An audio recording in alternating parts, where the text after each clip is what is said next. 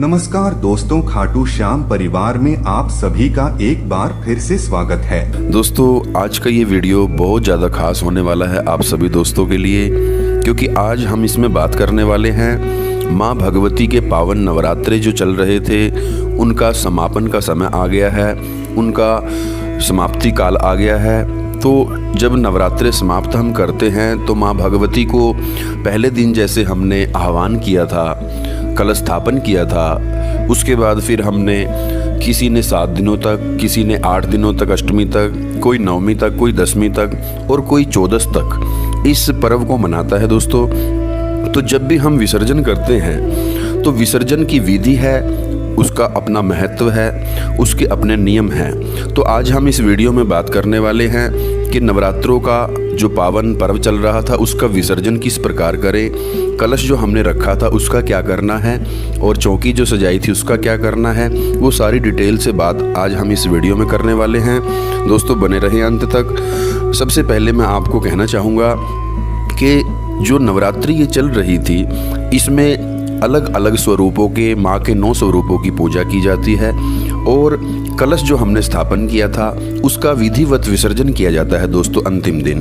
तो आप जब भी कढ़ाई करें, जब भी आप विसर्जन करें, सप्तमी को, अष्टमी को, 9वीं को, या 10वीं को या 14 को, तो आपको इसी नियम से विसर्जन करना है, क्योंकि अंतिम दिन जो होता है उस दिन कन्या पूजन किया जाता है। दोस्तों, कन्या पूजन कैसे किया जाता है, क्या विधि है, उसके लिए ऑलरेडी एक वीडियो मैं इस चैनल पर डाल चुका हूँ, वो आप देख सकते हैं। उसका भी लिंक आपको इसके डिस्क्रिप्शन में मिल जाएगा। दोस्तों, बात की जाए शुभ मुहूर्त की, तो वैसे ज़्यादातर देखा जाए भारत में 9वीं तिथि तक ये पर्व चलता है। तो आइए जानते हैं कि इसकी विधि क्या है। दोस्तों, जो हमने चौकी सजाई थी उस चौकी पर लाल कपड़ा बिछा करके, चावल फूल रख करके हमने माँ भगवती दुर्गा की स्थापना की थी, आह्वान किया था और वहाँ पर उनको आसन दे करके बिठाया था। उसके बाद दोस्तों उनके बगल में एक ज्योत जगाई थी, हमने अखंड ज्योति जगाई थी और एक करम ज्योति जगाई थी और एक कलश सजाया था।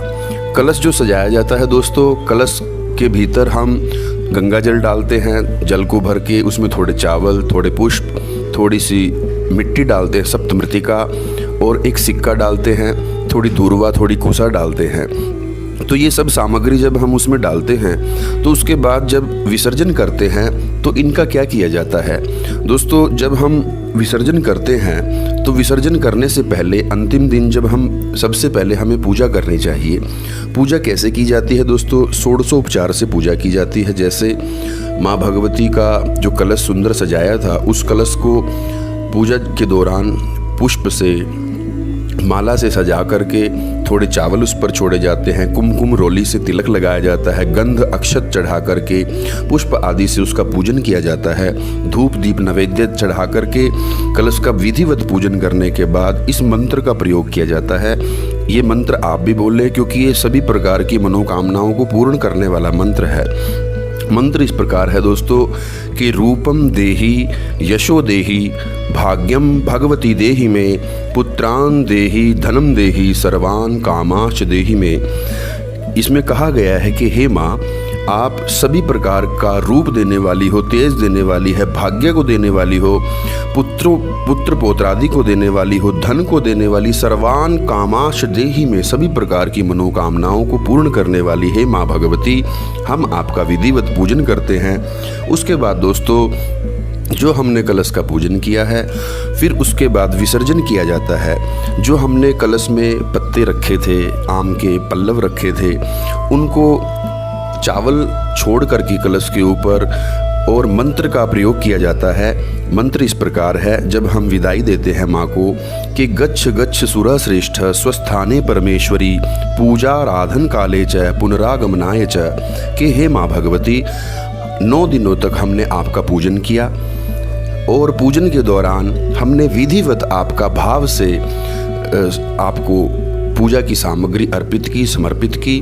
तो यदि उसमें किसी प्रकार की कोई कमी रह गई है या उसमें किसी प्रकार की श्रद्धा की, भाव की, मंत्रों की कोई कमी रह गई है, तो हम भाव से विधिवत आपको हाथ जोड़ करके प्रार्थना करते हैं कि हे माँ, हमारी सभी भूलों को आप क्षमा करें और हमारे मनोकामनाओं को आप पूर्ण करें। इस प्रकार से कहते हुए माँ के चरणों में चावल चढ़ाएं, कलश के ऊपर चावल छिड़क दें थोड़ा सा और माँ से प्रार्थना करें। और कहा जाता है दोस्तों कि जो कलश है, उस कलश का जो नारियल है उसका क्या करना है। कलश का जो नारियल होता है दोस्तों, उसको आप पानी में विसर्जित करें और जो हमने फूल चावल माता के चरणों में चढ़ाए थे, चौकी पे चढ़ाए थे, कलश पे चढ़ाए थे, जो पत्ते थे, उन सभी को भी पानी में विसर्जित किया जाता है। चलते हुए पानी में उसको प्रवाहित किया जाता है।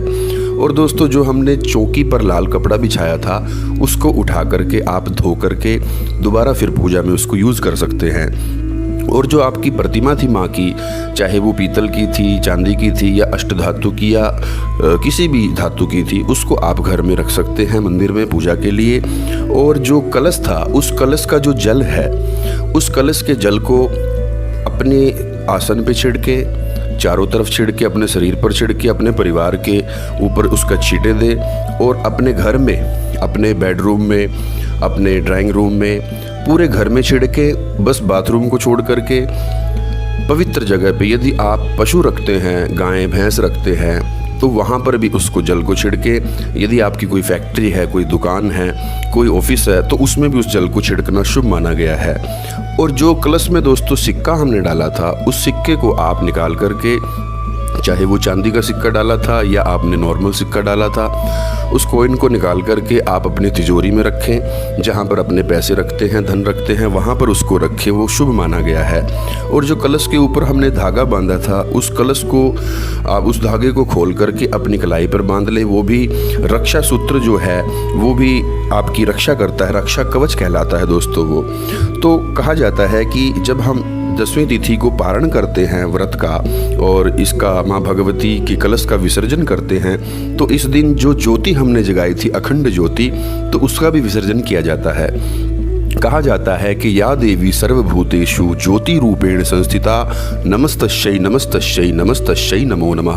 कि हे माँ, जिस प्रकार आप 9 दिनों तक अखंड ज्योति के रूप में हमारे घर में विद्यमान रही, उसी प्रकार आप स्थिर रूप में, लक्ष्मी रूप में, रिद्धि सिद्धि के साथ, शुभ लाभ के साथ हमारे घर में विराजमान रहें और सभी प्रकार के मनोरथ को आप पूर्ण करें। इस प्रकार से दोस्तों माँ भगवती का विसर्जन किया जाता है। और कहना चाहूँगा कि बहुत से मित्रों ने पूछा था कि नारियल जो है, इसको प्रसाद में खा सकते हैं क्या। तो दोस्तों यदि आपके आसपास कोई नदी नहीं है, कोई पवित्र तालाब सरोवर नहीं है जहाँ आप विसर्जन कर पाएँ, तो इसको प्रसाद रूप में भी आप बाँट सकते हैं दोस्तों। उसके बाद जो भी हमने पूजा में जोत का, जो हमारी धूप की जो राख है और जोत की जो बुझी हुई जो बत्ती है, बाती है, उसको भी पानी में विसर्जित किया जाता है। और यदि घी के साथ जो ज्योति बची हुई है, चल रही है आपकी, अभी उसमें घी बाकी है, तो उसको पहले पूर्ण होने दें, मंदिर में रखें और जब वो पूर्ण हो जाए तो उसकी बाती निकाल करके फिर विसर्जित करें। और दोस्तों जो आपने देखा होगा कि कई लोग ऐसे होते हैं कि भूल से, गलती से जो अखंड ज्योत हम जलाते हैं, उसके बगल में भैरव की एक ज्योत जगाई जाती है जो कि सरसों के तेल की जलाई जाती है। तो उसके ऊपर कई मैंने देखा है कि वो उसकी जैसे आँखों में स्याही डालते हैं, हम उसका आलोचन बनाते हैं उसका आँखों के लिए। तो वो बनाने वाले जो होते हैं वो गलत करते हैं, ऐसा नहीं करना चाहिए। तो क्योंकि वो पवित्रता का प्रतीक है, लेकिन हम उसमें गलती कर देते हैं दोस्तों, ऐसा नहीं करना चाहिए।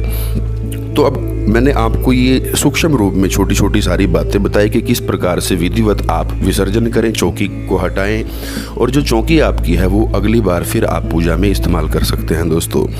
और जितनी भी आपने पूजा में सामग्री यूज़ की थी, चाहे फूल हैं, पत्तियां हैं, चावल हैं, किसी भी प्रकार का आपने पल्लवों का इस्तेमाल किया, तो वो सभी आपने पानी में प्रवाहित करने हैं।